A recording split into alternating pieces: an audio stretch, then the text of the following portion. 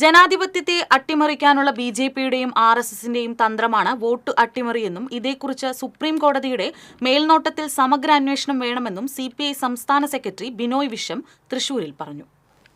CPI ഓഫീസിൽ വാർത്താസമ്മേളനത്തിൽ സംസാരിക്കുകയായിരുന്നു അദ്ദേഹം. ഇന്ത്യയിലാകെ തെരഞ്ഞെടുപ്പിന്റെ വിശ്വാസ്യത പാതാളം വരെ താഴ്ന്നു പോയിരിക്കുന്നു. ജനാധിപത്യത്തിന്റെ മൗലിക പ്രമാണങ്ങൾ തന്നെ ചോദ്യം ചെയ്യപ്പെടുകയാണ്. സ്ഥാനത്തും അസ്ഥാനത്തും പ്രതികരിക്കുന്ന എംപിയുടെ തികഞ്ഞ മൗനത്തിന്റെ കാരണം അദ്ദേഹത്തിന്റെ നേതൃത്വത്തിലാണ് ഇവിടെ വോട്ട് അട്ടിമറി നടത്തിയതെന്നുള്ളതാണ്. ബിജെപിക്ക് വേണ്ടി ഇന്ത്യക്കകത്തും പുറത്തുനിന്നും ഇഷ്ടം പോലെ പണമൊഴുക്കിയിട്ടുണ്ട്. ജനാധിപത്യ അട്ടിമറിയുടെ പരീക്ഷണശാലയാക്കി ബിജെപി തൃശൂരിനെ മാറ്റി. തൃശൂരിലെ ഫ്ളാറ്റുകളിൽ ആയിരക്കണക്കിന് വോട്ടർമാരെ അനധികൃതമായി ചേർത്തിട്ടുണ്ടെന്നും ബിനോയ് വിശ്വം പറഞ്ഞു.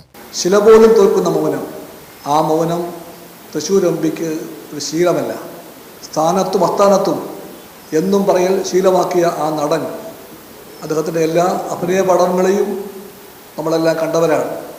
ആ നടൻ തൻ്റെ തിരഞ്ഞെടുപ്പുമായി ബന്ധപ്പെട്ട ഗുരുതരമായ ഇത്തരം വിഷയങ്ങളെപ്പറ്റി പാലിച്ച കനത്ത മൗനത്തിൻ്റെ അർത്ഥമെന്താണ്?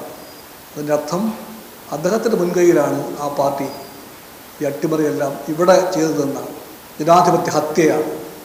അതിൻ്റെ പരീക്ഷണശാലയാക്കി അവർ മാറ്റി തൃശ്ശൂരിലെ കൂടി.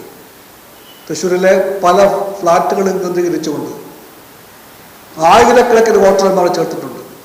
ആർഎസ്എസ് ബിജെപി നെറികേടിനെ തുറന്നുകാട്ടുന്നതിനായി ശനിയാഴ്ച തൃശൂരിൽ കമ്മ്യൂണിസ്റ്റ് പാർട്ടിയുടെ നേതൃത്വത്തിൽ പ്രതിഷേധം സംഘടിപ്പിക്കുമെന്നും തുടർന്ന് LDFുമായി കൂടിയാലോചിച്ച് മറ്റ് സമരപരിപാടികൾ ആസൂത്രണം ചെയ്യുമെന്നും ബിനോയ് വിശ്വം അറിയിച്ചു.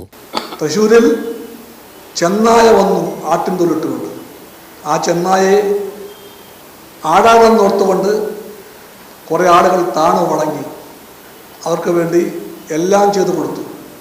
അതിൻ്റെ ഭാഗമായി അവർ ഒരു കാര്യം മറന്നുപോയി. ഈ വേഷം മാറി വന്ന ചെന്നായാകുന്നത് ഒരു പുസ്തകം മുഖേനയാണ്. ആ പുസ്തകത്തിൻ്റെ പേര് വിചാരധാര എന്നാണ്. ആ പുസ്തകം രാജ്യത്തിലെ ആഭ്യന്തര ശത്രുക്കളെ പറ്റി പറയുന്നുണ്ട്.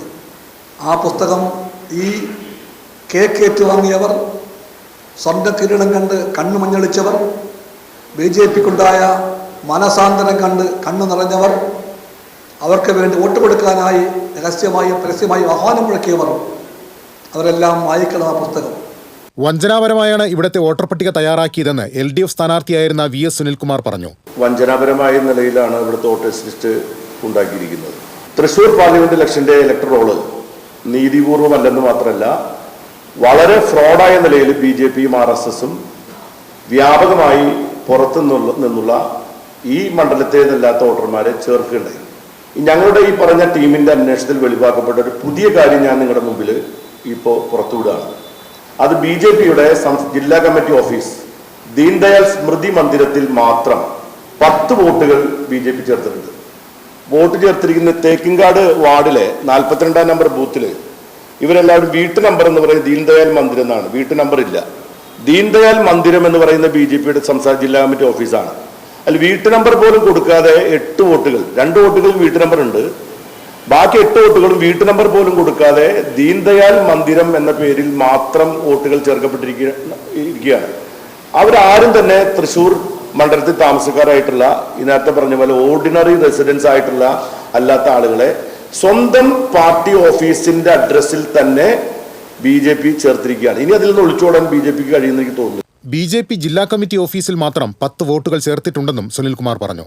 സുനിൽകുമാറിന്റെ ഇലക്ഷൻ ഏജന്റായിരുന്ന KP രാജേന്ദ്രൻ, CPI ജില്ലാ സെക്രട്ടറി KG ശിവാനന്ദൻ, മുൻ സെക്രട്ടറി KK വത്സരാജ് എന്നിവരും വാർത്താസമ്മേളനത്തിൽ പങ്കെടുത്തു. TCV news, Thrissur.